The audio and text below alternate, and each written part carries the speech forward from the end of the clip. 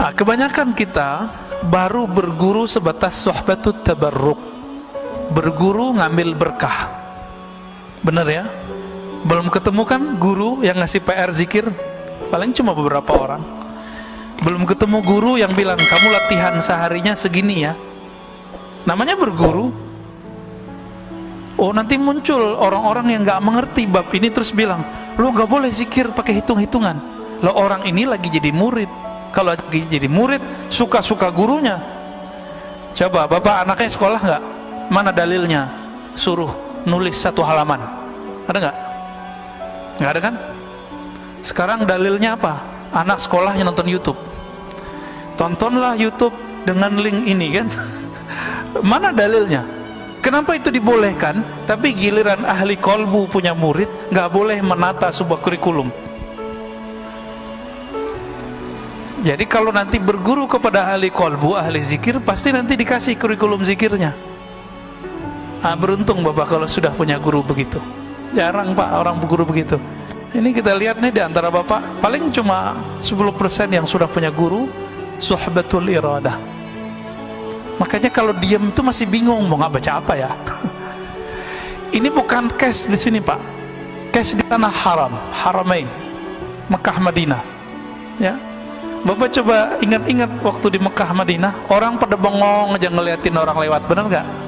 Masuk yang di depan saya banyak yang bengong tuh kalau duduk ngeliatin Ka'bah atau ngeliatin orang lalu lalang kiri kanan gak jelas. Coba kalau dia punya guru, gurunya bilang nanti kalau kamu sampai di haram, bacalah zikir ini. Jadi ada pegangan dia. Tapi karena nggak punya pegangan, nggak punya zikir, apa yang mau dibaca? Kira-kira begitu ya.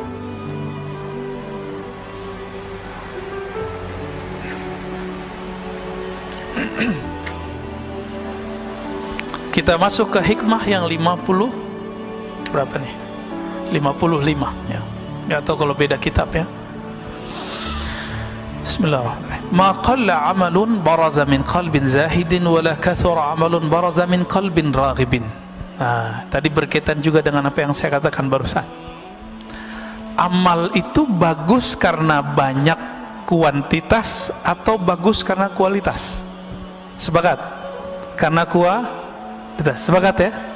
Baik. Apa kata beliau? Ma qalla amalun, tidaklah satu amal Allah nilai sedikit. Baraza min qalbi zahidin, jika amal itu tumbuh dari kolbu yang zahid, kolbu yang zuhud. Ciri-ciri kolbu yang zuhud, ketika dia takbir dia merasakan kebesaran Allah, dia nggak ingat dunia lagi. Sampai ruku, sampai sujud, sampai assalamualaikum. Ini udah nggak khusyuk, orang lagi ngaji, sholat syuruk. Kira-kira gimana tuh pak hasilnya? Ya, nggak jelas hasilnya. Kalau ada ustadznya agak tersinggungan, bisa marah-marah dia pak ngelihat ada orang lagi sholat syuruk. Kecuali ustadznya bisa husnuzon, ya nggak ada masalah. Wala kathura amalun baraza min qalbin raghibin, sebaliknya satu amalan tidaklah disebut banyak jika muncul dari kolbu yang raghib, yang cinta kepada dunia. Ini saya ganti bahasanya sedikit.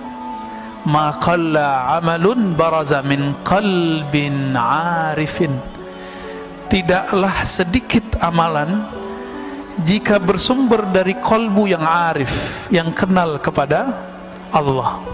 Wala kathura, sebaliknya tidak disebut banyak amal. Baraza min qalbin jahilin maridin, jika bersumber dari kolbu yang jahil, tidak mengenal Allah, marid, yang sakit. Ciri-ciri kolbu yang sakit apa?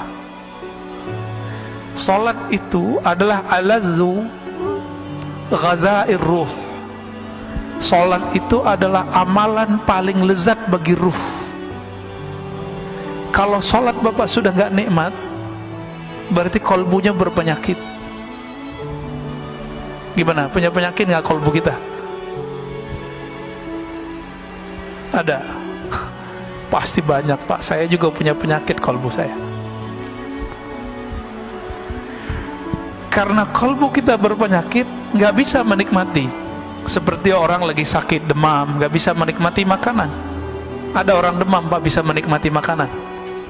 Nggak ada, nggak bisa kok menikmati makanan. Apalagi kalau sariawannya di mulut, waduh sakitnya bukan main. Suka pedes, tapi bibirnya, lidahnya lagi sariawan. Dikasih menjerit nggak Pak? Nah inilah yang terjadi pada orang-orang. Kenapa ada orang-orang yang tertentu dikasih zikrullah malah dia menjerit, malah dia lari, malah dia muntahkan ya. Bahkan beberapa ngejek, makanan apa nih? Nah itu kalau makanan. Kalau zikir gimana? Zikir apaan nih beginian? Gitu. Itu kalbunya berpenyakit itu. Penyakit ini ada yang disebabkan karena ilmu yang salah ditelan. Dia dapat ilmu, ilmunya itu bukan ilmu. Ilmunya itu meracuni otaknya. Maksudnya pemahamannya salah. Dikira orang zikir begitu, itu dianggap sesat. Rusaknya di dalam, ya.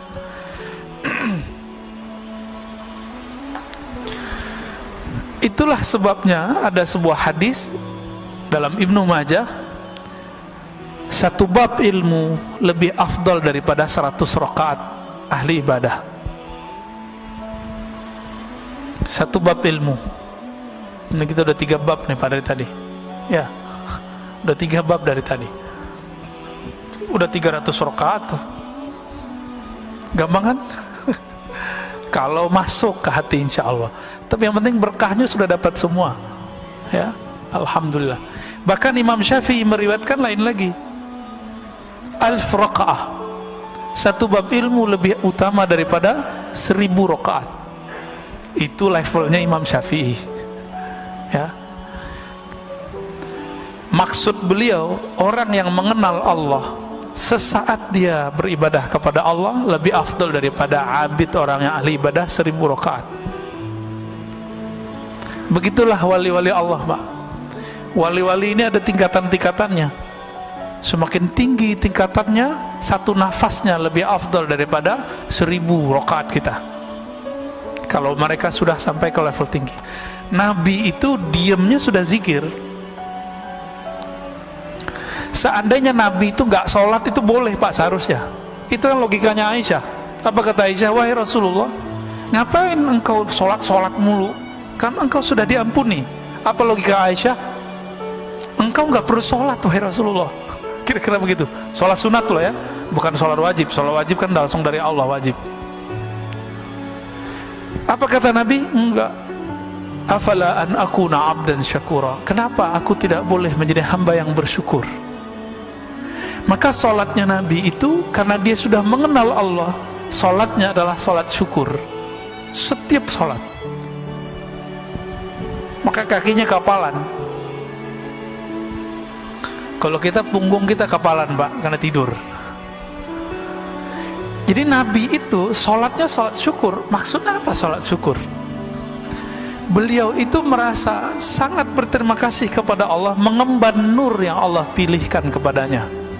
Sebagai tanda syukur maka beliau sholat setiap hari, setiap malam. Bahkan beliau sholatnya pun dalam keadaan diam. Jadi Nabi ini sholatnya ada yang sholat fisik, ada yang sholat diam. Apa kata Sayyidatuna Aisyah? Karena Rasulullah sallallahu alaihi wasallam yazkurullah fi kulli ahyani.